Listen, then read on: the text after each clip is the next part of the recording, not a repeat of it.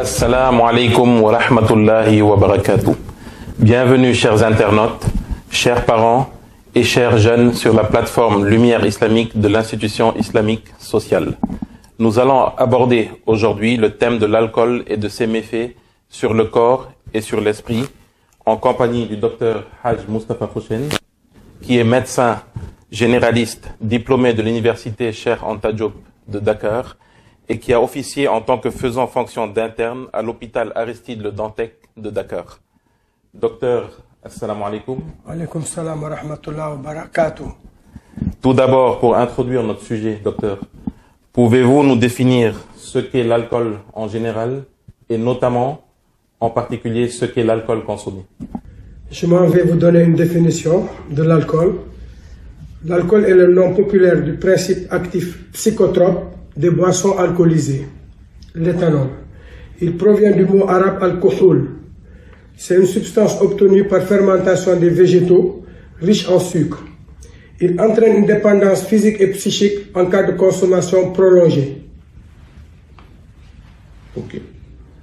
Et l'alcool consommé, donc c'est l'éthanol, docteur? C'est l'éthanol.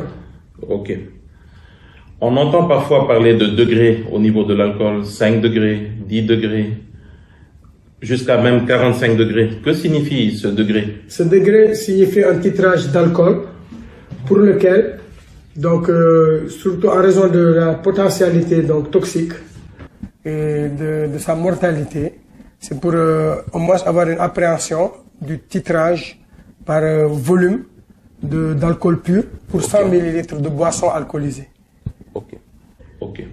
C'est-à-dire lorsque j'entends parler, ou nous entendons parler de 35 degrés, c'est-à-dire qu'il y a 35 millilitres d'alcool pur dans 100 millilitres d'une substance alcoolisée. Effectivement. C'est bien ça, docteur? C'est bien ça. Ok. Maintenant, je voudrais que vous nous expliquiez en quoi l'alcool est-il un réel problème de santé publique mondiale? L'alcool est un véritable problème de santé mondiale en raison de sa morbide mortalité. Il est la cause donc de 3 millions de décès dans le monde, soit un décès toutes les 10 minutes, soit une personne sur 20 personnes.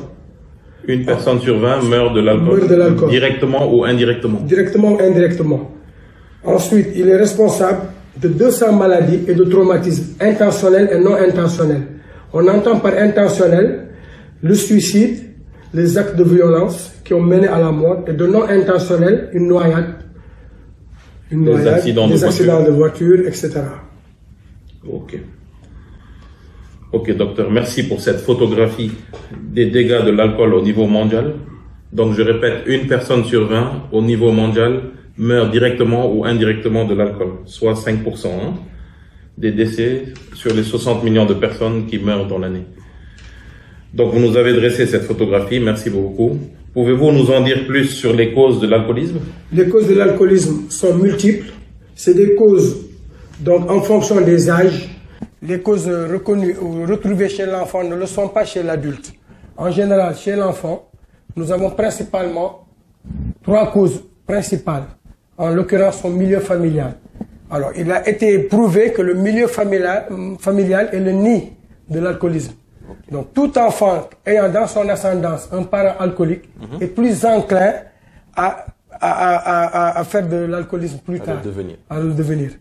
Ça, c'est une première truc. Deuxièmement, les milieux conflictuels dans une famille, donc un milieu familial hostile pourrait exposer à l'alcoolisme aussi chez un enfant à très bas âge. Ok. Pour s'en sortir, pour oublier les problèmes, etc. Ok. Bon. Maintenant, chez l'adulte, c'est surtout des causes socio-économiques professionnelles. C'est le nombreux échecs qu'il a subis dans sa vie. C'est le désespoir donc, de la vie future. Hein, c'est la marginalisation. C'est tous ces maux de la société. Ok, docteur. Donc, je voudrais revenir un peu à la catégorie des enfants. Oui.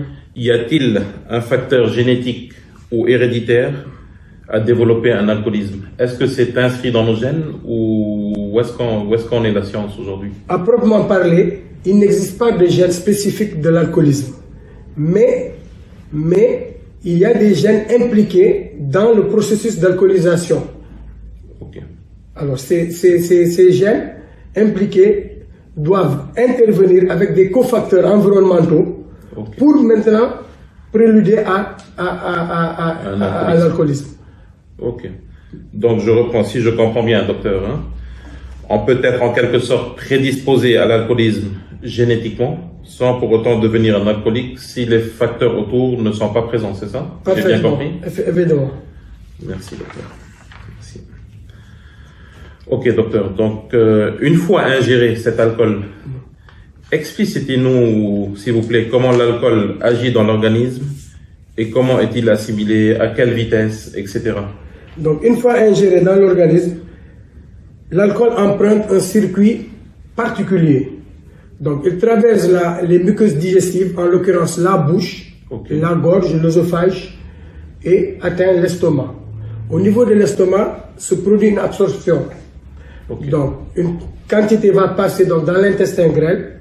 Elle est évaluée à 80% de l'alcool ingéré. Et 80% vers l'intestin. Vers l'intestin grêle. Oui. Et 20% vers le foie. Alors, au niveau du foie, il va survenir donc, certaines transformations enzymatiques et qui vont donner lieu à la fabrication d'alcool supérieur. Ces 80% stockés au niveau de l'intestin grêle. Pardon, je reviens juste au foie. Ces alcools supérieurs sont très toxiques? Ils sont très toxiques. Encore plus que l'éthanol? Plus que l'éthanol. C'est pourquoi ils sont dénommés alcool supérieur. Donc, d'où des cirrhoses du foie? D'où des cirrhoses du foie, de la stéatose d'abord, avant la cirrhose, qui est une surcharge graisseuse du foie, qui va maintenant donner la cirrhose du foie à long terme. Donc, pour l'intestin, docteur, qu'est-ce qui se passe pour les 80%? Pour les 80%, ils vont diffuser dans le sang. Et en 10 minutes, cet alcool qui est dans le sang va regagner le cerveau. En 10 minutes chrono, ça atteint le cerveau? Ça atteint le cerveau. Ça atteint le cerveau. Maintenant, au niveau du cerveau, il va se produire des phénomènes, donc, qui sont des phénomènes donc, hormonaux, en ce sens que l'alcool va se fixer au niveau des récepteurs dopaminergiques des neurones et il va entraîner une modification des comportements des cellules. Donc, c'est-à-dire, il stimule la sécrétion de dopamine, c'est ça? Il stimule la sécrétion de dopamine, qui est l'hormone du bonheur. Et aussi, lorsqu'on parle de sport, une hormone euphorisante. C'est une hormone euphorisante et c'est elle qui est à l'origine du comportement itératif de l'alcoolisme. C'est-à-dire? C'est-à-dire qu'il confère, donc, dès qu'il est pris, dès que l'alcool est ingéré, cette dopamine est libérée. Dès qu'elle est libérée, elle donne une période rose d'euphorie. Mais c'est une période qui est éphémère, transitoire. Donc, à cette période, elle ne dure pas. À cette période survient une période grisâtre, d'où les effets grisants de l'alcool. Donc, avec son cortège de sommeil, de nuisance du sommeil, d'agitation, d'irritabilité, tout ce que vous voulez comme suite. C'est ce qu'on appelle un peu la gueule de bois? C'est exactement, c'est ce qu'on appelle la gueule de bois, qui concourt aussi avec d'autres facteurs de la déshydratation et de la rétention de toxiques, de ficelles. On entend même parler de période noire aussi, effectivement. Qui peut notamment conduire au suicide. Au suicide, etc. Ok, docteur. Donc, merci pour l'assimilation de l'alcool au niveau de l'organisme lors de son ingestion. Maintenant, quel est l'impact de l'alcool à long terme au niveau physique et mental? Au niveau physique, d'abord au niveau mental.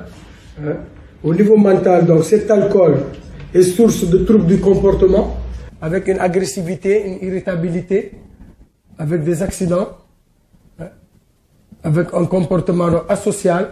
Parce que l'alcoolique, c'est quelqu'un qui manque d'égard envers les gens, envers son entourage. Parce qu'il est sous l'influence donc d'une substance toxique qui affaiblit sa raison. Donc, en affaiblissant sa raison, alors il y a un cortège donc de comportements inadaptés. À laisser aller. À laisser aller. Ensuite, sur le plan donc même de la conduite automobile, il a pas de précision. C'est ce qui explique qu'il dérape donc quand il conduit à un accident. Parce qu'il titube lorsqu'il marche, etc. C'est une perte un peu du champ spatial. Effectivement. Donc il a une désorientation temporospatiale qui est à l'origine de tous ces déboires dus à l'alcool. Et au niveau physique, docteur? Au niveau physique, donc c'est surtout les atteintes de tous les organes nobles, donc du cerveau, comme on a eu à le dire, donc avec le rôle de la dopamine qui est libérée, donc, et qui est l'hormone du bonheur. Deuxièmement, au niveau du foie, donc avec la stéatose graisseuse hépatique, qui est due à l'accumulation au niveau du cœur aussi. Au niveau du cœur, toutes les cardiopathies. Les cardiopathies, l'hypertension artérielle, l'infarctus du myocarde, tout ça, c'est des complications à long terme. Donc tous les organes qu'on appelle organes nobles. Tous les organes nobles. Le pancréas avec le diabète, le sein chez la femme, c'est la première cause de cancer du sein. Hier, lorsqu'on discutait pour préparer un peu notre émission, vous m'avez même parlé de cerveau qui devient plus petit. Oui, il y a un rétrécissement du cerveau, une atrophie cérébrale. Donc ça, surtout pour les jeunes, hein. Donc oui. Au niveau du cerveau, ça diminue le volume du cerveau. Et j'ajouterai en plus de ce facteur, pourquoi est-ce que même l'alcool est plus vulnérable chez le jeune? On a des facteurs qui l'expliquent. Un jeune est un être en croissance pour lequel donc toute vulnérabilité sera donc grévée d'un lourd tribut. Okay. Parce que c'est quelqu'un qui a le cerveau qui est en période d'immaturité. Okay. Jusqu'à l'âge de 23 ans. Non.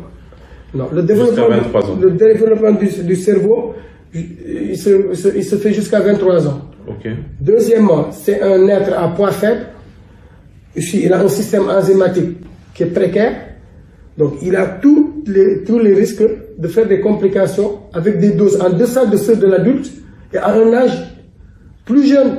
Par exemple, aujourd'hui, avec ces écarts de conduite, vous verrez, ne soyez pas surpris de voir un enfant, un jeune qui a un Alzheimer à 16 ans. Waouh! C'est très possible. Quand même. Oui, c'est possible. On en apprend des choses alors. C'est possible. Okay. Pour un Parkinson. À un âge très avancé. Très jeune. Très jeune. Alors que c'est des maladies du deuxième âge. Ou même du troisième âge, 65 ans, ou voire plus. On entend parler de consommation modérée ou pas. Quelle est la position véritablement de l'islam à ce sujet? La position... Et s'il vous plaît, excusez-moi de vous interrompre, y a-t-il notamment des hadiths en ce sens? Oui. Alors en ce sens, l'islam est formel quant à l'alcool. Donc, elle interdit formellement l'alcool parce que pour l'islam, toute substance qui est nuisible ou qui modifie la raison est bannie. Parce que Dieu nous a dotés d'un intellect qui est la raison. C'est le bienfait divin. Et nous avons la lourde charge de l'entretenir. Parce que nous serons questionnés à ce propos. C'est-à-dire ce bienfait, l'islam vise le bonheur universel? Effectivement, c'est le bonheur universel. Via la raison? Via la raison. Il ne veut pas que cette raison soit altérée. Même le bon Dieu nous dit, je juge par la raison. Ok. Cela veut tout dire. Alors, ce qui fait que il faut être formel. Donc, l'islam a une attitude formelle, principielle, préventive. Elle est surtout dans le préventif. Elle est dans le préventif. Et d'authentiques hadiths ont été rapportés, en l'occurrence ceux du noble messager, Mohammed, paix et salut sur lui et sa sainte famille, sallallahu alayhi wa sallam, qui s'adressa donc à Imam Ali, alayhi salam, paix sur lui, en ces termes. Il lui dit: ô Ali, le buveur d'alcool est un adorateur d'idoles. C'est un adorateur d'idoles. Le bon Dieu n'acceptera pas ses prières pendant 40 jours. Et si entre-temps, il lui arrive de mourir, il sera mort en mécréant. Que Dieu nous en préserve. Vous voyez combien est péjoratif le fait de boire. Oui, ce hadith l'illustre très bien. Et au niveau du Coran, on retrouve certains versets. On retrouve certains versets. Dans quelle sourate, par exemple? On a dans la sourate d'abord, la sourate Baqara, en ses versets 219. C'est la sourate 2, hein? La sourate 2. Oui. En ses versets 219 d'abord, où Dieu dit, il t'interroge à propos du vin et des jeux de hasard. Dis, Dans les deux, un mâle et quelques avantages pour les gens, mais le mâle est supérieur à l'utilité. Ensuite, d'autres versets sont venus, en l'occurrence celle de la Maïda, la Sourate 5, en ces versets 90 et 91. Okay. En ce verset 90, Dieu dit, le vin, les jeux de hasard, les pierres dressées, les idoles sont l'œuvre et la tentation du diable, afin de vous détourner du rappel de Dieu et de l'office qui est la prière. Hier, vous m'avez parlé aussi qu'il y a l'inimité entre les personnes. Éloignez-vous-en, vous tromperez. Vous tromperez. En 91, dans le verset 91, il dit, le diable veut jeter parmi vous, par le vin et les jeux de hasard, la haine et l'inimité, afin de vous détourner du rappel de Dieu et de la prière. Quand est-ce que vous vous abstiendrez? Abstiendrez-vous de cela? Donc, les théories actuelles médicinales du zéro alcool rejoignent totalement l'islam. Effectivement. Parce que même dans le domaine... Beaucoup de théories parlent de zéro alcool actuellement. Beaucoup tendent vers zéro, parce que beaucoup de données ont été battues en brèche. Parce que vous voyez aujourd'hui que l'islam, c'est la vérité. Parce que, au vu des constatations... Même un verre d'alcool? Même un verre d'alcool est nuisible. Et maintenant, dans le domaine scientifique, récemment, il est même prouvé qu'avec un verre d'alcool, la femme peut développer un cancer du sein. Avec un verre d'alcool. Et que l'effet protecteur cardiovasculaire, c'était pas un effet réel. C'était pas un effet réel. Petite parenthèse, docteur. Vous m'avez rappelé là, par rapport à la femme, quel peut être l'impact de l'alcool? L'impact de l'alcool est un impact très préjudiciable à la femme. Notamment en cas de grossesse? En cas de grossesse, du fait d'abord de la constitution physique de la femme. Donc la femme est un être donc, à poids inférieur par rapport à l'homme. Et deuxièmement, elle est dotée d'un tissu adipeux. Donc un tissu graisseux dans beaucoup plus dans le vocabulaire commun. Voilà. Et la particularité des alcools, c'est d'être soluble dans l'eau. Et d'être retardé, et d'avoir une combustion retardée dans les graisses. Donc la femme, si je comprends bien, a moins d'eau dans le corps, et plus elle de retient graisse. plus de graisse, elle retient plus d'alcool. Effectivement. Donc le danger de l'alcool est plus agressif chez la femme. Et plus agressif chez la femme. Alors ce qui fait que, de ces particularités, s'il vient maintenant s'ajouter donc une consommation d'alcool lors de la grossesse, déjà qu'on reconnaît et qu'on étiquette par trouble de spectre d'alcoolisation fétale, qui est grévé dans un lourd tribut de malformation, avec un enfant qui naît hypotrophique, c'est-à-dire de petits poids, avec une petite tête, une microcéphalie, avec des petits yeux, avec une absence du sillon nasolabial. Donc vous vous imaginez que cet enfant, déjà, a payé le lourd tribut des séquelles de l'alcoolisme parental. Alors qu'il n'a rien demandé.